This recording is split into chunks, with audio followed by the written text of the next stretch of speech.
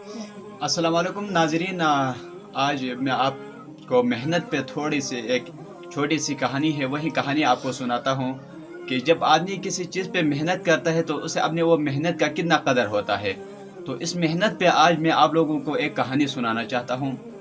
दरअसल बहुत पुराने ज़माने की बात है कि एक आदमी था, उसने बड़ी मेहनत से पैसे कमाया था। उस वक़्त उसने 300 रुपये कमाए थे। 300 रुपये उस वक़्त बहुत बड़ी रकम होती थी। तो वो आगे रास्ते पे जा रहा था, तो किसी ने उसे बताया कि वहाँ फलां फलां जगह एक आदमी रहता है। वो आदमी बहुत अच्छी नसीहतें करता है, बहुत अच्छी बातें करता है, लेकिन एक बात कि वो 100 रुपये लेता है। तो वो आदमी अपने वो 300 रुपये लेकर उस आदमी के पास गया कि चलो यार, मेरे पास तो बहुत सारे हैं, 300 रुपये हैं, पूरे 300 रुपये हैं, एक अच्छी बात जाके उससे सुन लेता हूँ और 100 रुपये उसको देता हूँ। ये 200 भी मेरे लिए बहुत ही बड़ी रकम है, ये मेरे लिए काफ़ी है। तो वो आदमी उस शख्स के पास गया, तो वहाँ पे बैठा हुआ था। उसने जाके सलाम किया, लेकिन उसने कोई जवाब नहीं दिया। उसने कहा कि मैंने सुना है कि आप अच्छी बातें करते हैं और एक बात के 100 रुपये लेते हैं, तो चलो मैं आपको 100 रुपये देने के लिए तैयार हूँ, आप मुझे कोई अच्छी नसीहत करें। तो उस आदमी ने जवाब में कहा कि आप किसी के अमानत में ख़यानत न करें।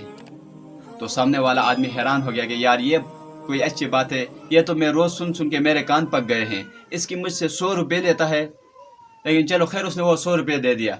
अब फिर उसने सोचा कि चलो यार, मेरे पास तो 200 हैं, 100 और देता हूँ, एक और बात सुन लेता हूँ, शायद वो कोई अच्छी अनोखी बात हो, और 100 मेरे पास रहती है, ये 100 मेरे लिए काफ़ी है। तो उसने 100 रुपये और दे दिया। तो आदमी ने फिर जवाब दिया कि जब अल्लाह और रसूल की बात हो तो उस महफिल में जाके बैठ जाना।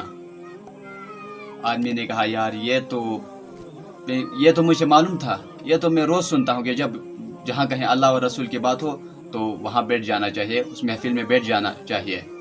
खैर, लेकिन उसने 100 रुपये भी दे दिया। अब उस आदमी के पास सिर्फ 100 रुपये रह गए। उस आदमी ने कहा कि चलो यार, या तो मेरी ये 100 भी जाएगी और या मुझे कोई अच्छी नसीहत मिल जाएगी, कोई अच्छी बात, अनोखी बात सुनने को मिल जाएगी। तो उसने कहा कि चलो आप एक बात, तीसरी बात पूरी करें और मैं आपको 100 रुपये और देने के लिए तैयार हूँ। तो फिर उसने जब वो और 100 रुपये दे दिया, तो उसने जवाब में कहा कि अल्लाह ताला के मखलूक को बुरा न कहना, अल्लाह के जितने भी मखलूक हैं ये अच्छे हैं, इनमें किसी को बुरा न कहना। आदमी अपने सर पीटते हुए, रोते हुए वहाँ से गया कि यार, मैंने ज़िंदगी लगाकर 300 रुपये कमाए थे और वो 300 रुपये इस बुज़ुर्ग ने, इस वली ने मुझसे इस तरह ले लिया, ये और बातें भी ऐसी कर दी कि जो मुझे पहले से ही मालूम था।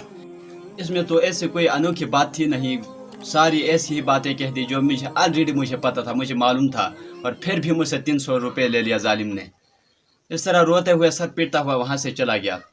तो अब मजदूरी करने के लिए चला गया, कहीं मजदूरी ढूंढने के लिए। पैसे तो उसके पास जितने भी थे वो तो उस वली ने ले लिया। अब वो बेचारा कहीं मजदूरी ढूंढने चला गया।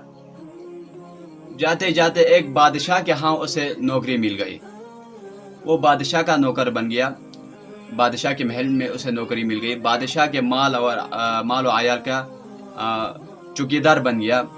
मतलब बादशाह के जितने भी चीज़ें हैं, माल हो चाहे जो भी हो, उसकी हिफाजत करने वाला बन गया, मतलब सिक्योरिटी गार्ड बन गया। कुछ ही दिन वहाँ पे बादशाह के यहाँ उसने काम किया, तो बादशाह की बेटी का उस पर दिल आ गया। तो बादशाह की बेटी ने उसे गलत नीयत से उसे माइल करने की कोशिश की, उसे मनाने की कोशिश की, बहुत कोशिशें की। लेकिन वह आदमी ने यही सोच के कि यार, ये बादशाह के ख़ानदान वाले ये भी तो मेरी अमानत में आते हैं, और उस वली ने मुझे कहा था कि किसी की अमानत में ख़यानत नहीं करना। इस पे मुझसे 100 रुपये लिया था, ये कोई आम बात नहीं है, मुझसे 100 रुपये गई है इस बात पे।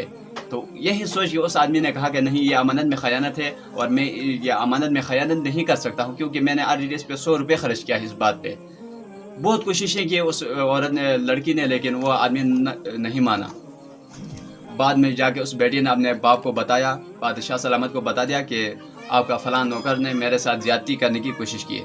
तो बादशाह के गुस्से से आंखें लाल हो गई। उसने फ़ौरन अपने वज़ीर को बुलाया, जो उसका ख़ास वफ़ादार वज़ीर था, उसको बुलाया और उससे मशवरा मांगा कि यही मसला है, अब हमें क्या करना चाहिए, इस बंदे, इस नौकर को कत्ल करना चाहिए। तो वज़ीर ने उससे समझाया कि बादशाह सलामत, आप ज़रा होश से काम लें, جب ہم اس کو قتل کریں گے تو لوگوں کو پتہ چلے گا کہ اس نے بادشاہ کی بیٹی کو غلط نظروں سے دیکھا تھا، تو اس میں آپ کی بدنامی ہوگی، اس لیے ہم اس کو ماریں گے لیکن کسی کو معلوم نہ ہو، مطلب اس طرح ماریں کہ لاٹھی بھی نہ ٹوٹے اور سانپ بھی مرے، اس طرح کچھ بندوبست کرتے ہیں۔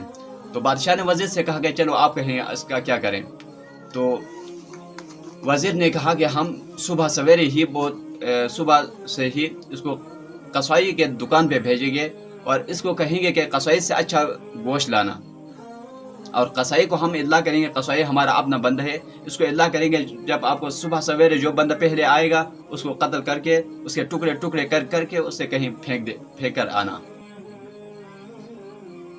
اور بعد میں پھر ہم اپنا گوشت کے لیے دوسرا بندہ بھیج دیں گے۔ دوسرا بندہ وہ بھی بادشاہ کا بیٹا تھا، اس کو بھیجیں گے، بادشاہ کی ایک بیٹی اور ایک بیٹا، یہ 2 بچے تھے بس۔ تو جب صبح سویرے اس کو جگایا اور کہا کہ جا کے قصائی کی دکان سے گوشت لاؤ، تو وہ نوکر گوشت کے لیے قصائی کی دکان کی طرف روانہ ہوا، تو راستے میں دیکھا کہ چند لوگ اکٹھے بیٹھے ہوئے ہیں اور وہاں پہ تعلیم ہو رہا ہے، فضائل اعمال کے تعلیم ہو رہا ہے۔ تو اس نے سوچا کہ یار یہاں پہ بھی تو اللہ اور اس کے رسول کی بات ہو رہی ہے، اور اس بات پہ میں نے 100 روپے خرچ کیا ہے کہ جہاں اللہ اور رسول صلی اللہ علیہ وسلم کی بات ہو وہاں بیٹھ جانا چاہیے، اس محفل میں بیٹھ جانا چاہیے، یہ کوئی عام بات نہیں ہے، اس پہ مجھ سے 100 روپے چلی گئی ہے، میں نے 100 روپے خرچ کیا ہے اس بات کے لیے، تو میں یہاں پہ بیٹھ جاتا ہوں، اور تھوڑی دیر بعد جب یہ بات ختم ہو جائے گی تو یہاں سے جا کر وہ قصائی سے گوشت لائے گا۔ وہ وہاں جا کر بیٹھ گیا ہے، اس میں تھوڑا تقریباً آدھا گھنٹہ اس طرح کچھ ٹائم گزرا ہے۔ بعد میں وہ بادشاہ اور اس کے وزیر نے سوچا کہ ابھی تک تو قصائی نے اس کا کام تمام کر دیا ہو، پھر بادشاہ نے اپنے بیٹے کو بھیجا ہے کہ اب آپ جائیں اور جا کر قصائی سے گوشت لائیں۔ جب وہ قصائی کے پاس گیا تو پہلے اس کا بیٹا قصائی کے پاس پہنچ گیا، تو اس نے بادشاہ کے بیٹے کے ٹکڑے ٹکڑے کر کے اسے کہیں پھینک دیا۔ بعد میں وہ نوکر جب وہاں پر وہ تعلیم ختم ہوا تو نوکر بعد میں قصائی کے پاس گیا تو اس نے اسے گوشت دیا، وہ گوشت لے کر بادشاہ کے خدمت میں حاضر ہوا، تو بادشاہ حیران ہو گیا، یار یہ کیا ہو رہا ہے، میں نے تو قصائی کو کہا تھا اس کو مارے اور یہ تو گوشت لے کر یہاں پہ حاضر ہے۔ پھر جب قصائی سے معلومات کی تو قصائی نے کہا کہ آپ لوگوں نے کہا تھا کہ جو پہلے بندہ آئے گا اس کے ٹکڑے ٹکڑے کریں، تو جو پہلا بندہ آیا تھا میں نے اس کو ٹکڑے ٹکڑے کر دیا۔ اب بادشاہ رونے لگا کہ یار وہ تو میرا بیٹا تھا۔ تو قصابی نے کہا کہ یار مجھے کیا پتہ کہ آپ کا بیٹا تھا، آپ نے کہا تھا کہ جو پہلے آئے گا اس کو مار دینا، جو پہلے آیا میں نے اس کو مار دیا، اب میں آپ کے بیٹے اور آپ کا نوکر کا مجھے علم نہیں تھا کہ یہ ان میں سے آپ کا بیٹا کون ہے اور آپ کا نوکر کون ہے۔ خیر اب وہ بیٹا تو چلا گیا، اب پھر سے بادشاہ نے وزیر کو بلایا اور کہا کہ اب کوئی تیسری ترکیب بتائیں، اب کیا کریں؟ تو وزیر نے کہا کہ اب ہم اس کو وہاں پر دور کہیں ایسا جنگل موجود تھا جس میں کہتے تھے کہ وہ دیو رہتا تھا، جو جن ہوتا ہے دیو وہیں رہتا تھا، اس جنگل میں جب کوئی جاتا تھا تو وہ دیو اس کو کھا لیتا تھا، ختم کر دیتا تھا۔ تو وزیر نے کہا کہ ہم اس کو کسی بہانے سے اس جنگل میں بھیج دیتے ہیں، وہاں دیو اس کا کام تمام کر دے گا۔ اگلی صبح وزیر نے اس نوکر سے کہا کہ جا کے فلاں جنگل میں ایک قسم کا پھول ملتا ہے، وہ پھول لے کے بادشاہ سلامت کی خدمت میں لانا، وہ بادشاہ سلامت کو وہ پھول بہت پسند ہے۔ تو اس آدمی کو اس جنگل کو بھیجا۔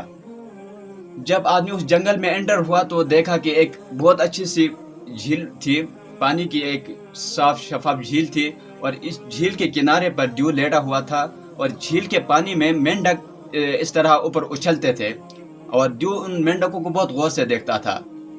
دیو کا نظر جب اس نوکر پہ پڑا تو بہت ہنسا اور خوش ہوا کہ آپ جیسے لوگوں کو تو میں پورے روز ڈھونڈتا ہوں، ڈھونڈنے سے نہیں ملتا، اور آپ یہاں پہ خود آئے ہیں تو اب تو ماشاءاللہ آپ گئے کام سے۔ لیکن اس نے کہا کہ چلو میں آپ کو کھانے سے پہلے آپ سے ایک سوال پوچھتا ہوں۔ اس نے کہا کہ چلو پوچھیں۔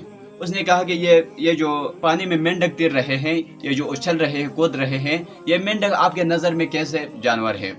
تو اس نوکر نے سوچا کہ یار اس بات پہ تو میں نے 100 روپے خرچ کیا ہے، 100 روپے میں نے خرچ کیا ہے کہ اللہ تعالیٰ کے کسی بھی مخلوق کو برا نہیں کہنا۔ تو اس نے کہا کہ ماشاءاللہ یار زبردست جانور ہیں، کس طرح اچھلتے ہیں، کس طرح پیارے ہیں، کس طرح اچھے اچھے ٹراتے ہیں، کتنی پیاری آوازیں نکالتے ہیں۔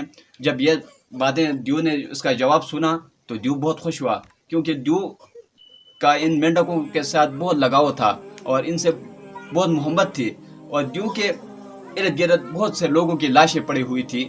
तो ड्यू ने कहा कि आप मेरे इर्द गिर्द ये जो लाशें देख रहे हैं ये भी यहाँ पे आए थे, तो मैंने इनसे सवाल पूछा कि ये मेंढक आप कैसे लग रहे हैं, तो इन्होंने कहा कि यार इनका क्या कहते हैं, इनका चमड़ी देखो, इनसे तो बंदर डर जाता है, ये बड़े गंदे जानवर हैं, इनकी ये आवाज़ को देखकर लोगों के कान पक जाते हैं। तो मुझे बहुत गुस्सा आया और मैंने इन सबको मार डाला। लेकिन आपका जवाब सुनकर मैं बहुत बेहद मुतासिर हुआ, क्योंकि आप वाहिद आदमी हैं जिसने कहा कि ये बहुत अच्छे जानवर हैं।